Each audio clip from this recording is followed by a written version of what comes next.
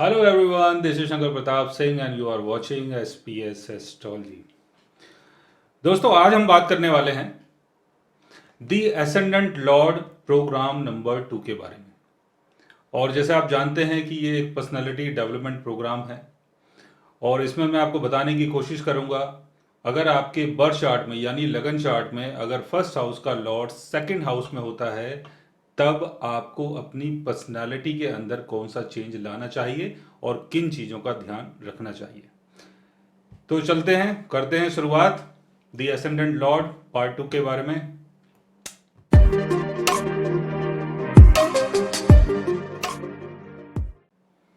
सबसे पहले आपको क्या करना है, अपनी सुंदरता और अपने चेहरे के ऊपर आपको बहुत ज़्यादा ध्यान देना है।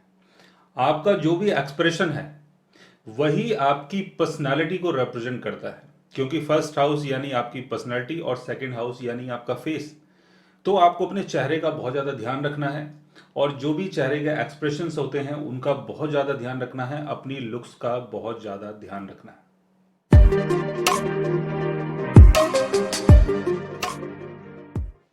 दूसरी बात यह है कि जो भी ब्यूटी प्रोडक्ट्स होते हैं जिससे आपकी सुंदरता बढ़ती है उनको आपको यूज करना चाहिए और अपने घर में रखना चाहिए। एक तो उससे आपकी वैल्यू बढ़ेगी, लोग देखेंगे कि भाई कितना पैसा है, क्या वैल्यू है इनकी, इतने सारे ब्यूटी प्रोडक्ट्स यूज करते हो, क्रीम यूज करते हो।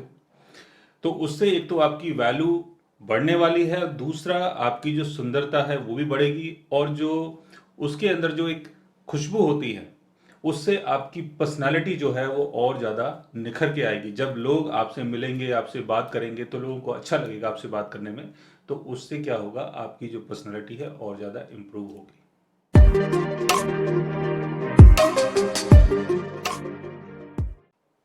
नंबर 3, अपने दांतों की सफाई रखें, क्योंकि आपके जो दांत हैं वो आपकी पर्सनालिटी को रिप्रेजेंट करते हैं और सेकंड हाउस का संबंध है आपके टीथ से।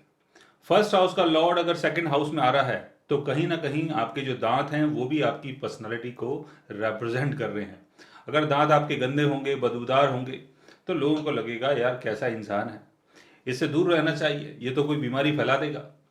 अगर आपके दांत चमकदार हैं और राजू जैसे दंत मंजन यूज करता है उसी की तरह अगर आप भी दंत मंजन यूज करते हैं, अपने दांतों को चमका के रखते हैं तो उससे जो आपकी पर्सनैलिटी है वो और ज़्यादा निखरेगी। उससे आपकी पर्सनैलिटी में एक अलग निखार आएगा, एक अलग चमक आएगी कि आपके जो दांत हैं वो कितने चमकदार हैं। और मैं दांतों का ऐड नहीं कर रहा हूं, मैं आपको अपनी पर्सनैलिटी के बारे में बता रहा हूं।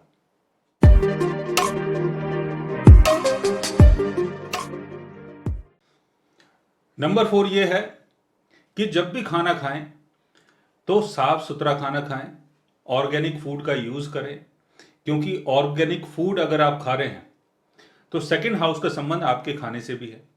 जैसा आप खाना खाते हैं वैसा आपका शरीर बनता है। तो यहाँ पर आपको अपने खाने के ऊपर भी ध्यान देना है, बिकॉज आपकी जो पर्सनैलिटी है वो आपके खाने के ऊपर टिकी हुई है। जैसा आप खाना खाएंगे वैसा आपका शरीर बनेगा और वैसा ही आप लोगों के सामने अपने आप को रिप्रेजेंट कर पाएंगे।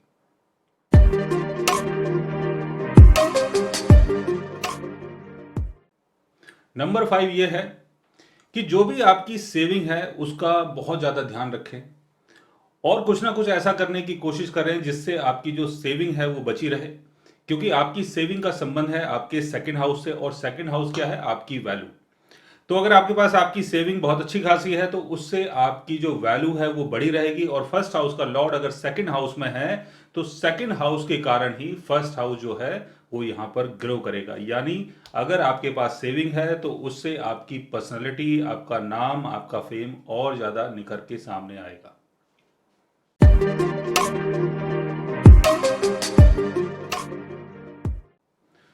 नंबर 6 ये है, कोशिश करें कि कभी भी झूठ ना बोलें, क्योंकि जो आपके वर्ड्स हैं वही आपकी वैल्यू है और वही आपकी पर्सनालिटी को रिप्रेजेंट करते हैं। अगर आप झूठ बोलते हैं तो उससे क्या होगा, एक तो आपकी जुबान खराब होगी, दूसरा आपकी जो पर्सनालिटी है उसके ऊपर भी कोई ना कोई दाग लगेगा।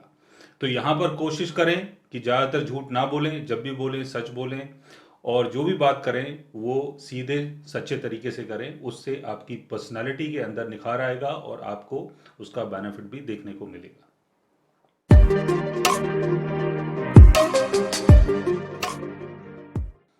नंबर 7, अपनी फैमिली के साथ रहें और फैमिली को सपोर्ट करें, बिकॉज सेकंड हाउस का संबंध है आपकी फैमिली से और फर्स्ट हाउस यानी आप।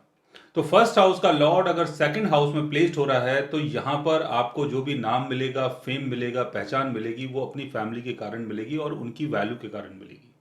तो यहां पर आपको अपनी फैमिली को सपोर्ट देना है, फैमिली को बहुत स्ट्रांग बनाना है, फैमिली की वैल्यू को आगे लेके जाना है और उनकी वैल्यू को बढ़ाना है ताकि सोसाइटी में उनका एक नाम बन सके। उनका अगर नाम बनता है तो उससे आपका जो नाम है वो भी बन पाएगा और उसके कारण आपकी जो पर्सनैलिटी है वो और ज़्यादा सामने निखर के आएगी।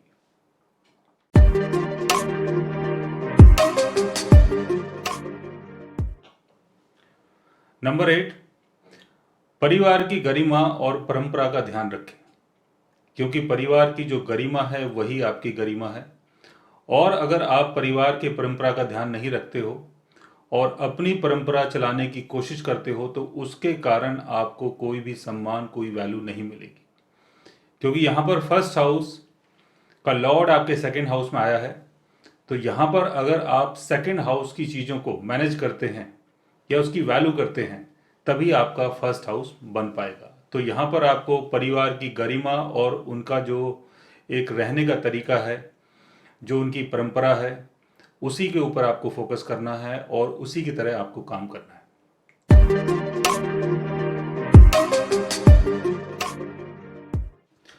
नंबर 9, डेली के खर्चों को डेली आप मेंटेन करें, उनका एक अकाउंट तैयार करें, कितना आपने खर्च किया, कितना आपने कमाया, क्योंकि ये करना बहुत ज़रूरी है, क्योंकि आपको अपना सेकंड हाउस बिल्ड करना है। सेकंड हाउस यानी आपकी सेविंग। अगर आप पैसा कमा रहे हैं, पैसा खर्च कर रहे हैं, लेकिन कुछ भी आप अपना अकाउंट मेंटेन नहीं कर रहे हैं तो आपको कैसे पता चलेगा कि आपकी अर्निंग क्या है और कितना आपने खर्च कर दिया। तो यहाँ पर आपको डेली अपने अकाउंट को मेंटेन करना है। आप जो भी खर्चा करें, जो भी कमाएं, वो डेली कहीं ना कहीं आप लिखें ताकि आपको पता चले कि एवरी मंथ आप कितनी अर्निंग कर रहे हैं। उसके कारण क्या होगा कि आपके जो खर्चे हैं उसके ऊपर भी कंट्रोल आएगा और आपकी जो अर्निंग और सेविंग है वो भी बढ़ सकती है।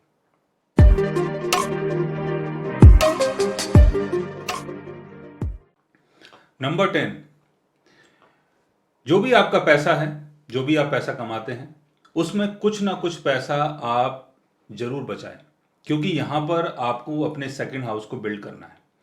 अगर आप पैसा कमा रहे हैं, पैसे खर्च कर रहे हैं, बचा रहे कुछ भी नहीं है, तो सेकंड हाउस आपका कभी भी मजबूत नहीं हो पाएगा और आपका फर्स्ट हाउस सेकंड हाउस में जाके बैठा हुआ है।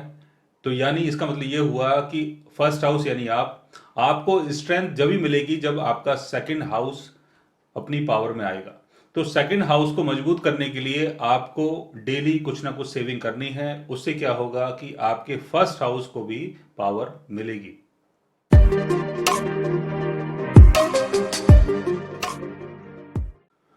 नंबर 11, जो भी आप पैसा कमाते हैं उसको ऐसी जगह इन्वेस्ट करें जिससे आपकी वैल्यू बढ़े, जैसे ज्वेलरी, गोल्ड और जितने भी महंगे जेमस्टोन्स होते हैं और जितने भी एंटीक्स होते हैं, आर्ट पीसेस होते हैं, उनको आप खरीदें, उनको आप रखें। उससे आपकी वैल्यू बढ़ेगी और सोसाइटी में भी आपका एक नाम होगा। और उससे एक फ़ायदा ये भी होगा कि कभी भी अगर आपको पैसे की ज़रूरत पड़ती है तो पैसा आपको उनके थ्रू मिल सकता है और उनसे आपकी एक मार्केट वैल्यू भी बनी रहेगी।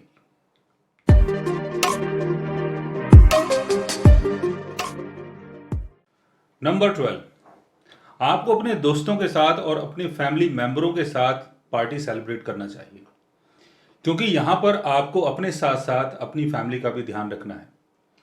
तो अपनी फैमिली के लोगों को अपने दोस्तों से मिलाएं और पार्टी में इन्वॉल्व करें, लोगों को अपने घर बुलाएं, क्योंकि यहाँ पर आपको अपने सेकंड हाउस को स्ट्रॉन्ग करना है। लेकिन इस चीज़ का ध्यान रखें कि कोई गलत आदमी आपके ग्रुप में शामिल ना हो, क्योंकि यहाँ पर आपको अपनी फैमिली को अपने साथ लेके चलना है। ये नहीं कि आप अकेले अकेले घूम रहे हैं, अकेले अकेले पार्टी एंजॉय कर रहे हैं, वो आपको नहीं करना है। क्योंकि सेकंड हाउस यानी आपकी वैल्यू और फर्स्ट हाउस का लॉर्ड अगर सेकंड हाउस में है तो यहाँ पर आपको अपनी फैमिली को भी सपोर्ट करना है। तो फैमिली वालों के साथ पार्टी करें, अपने दोस्त यारों को इन्वॉल्व करें और पार्टी का मजा लें।